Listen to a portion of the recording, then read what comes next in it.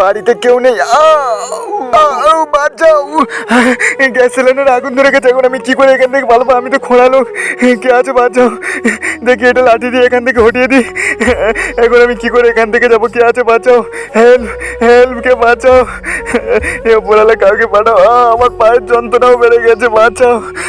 আমি এখন এখান থেকে কি করে পালাবো বন্ধুরা?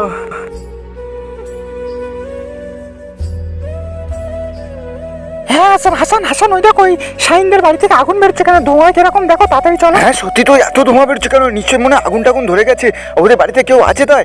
আর শাইনে তো পা ভাঙা, তো এখন কি করবে এখানে? জানি না শাইন ভেতরে আছে কি হয়েছে জানি না। চাইপার হোক গে।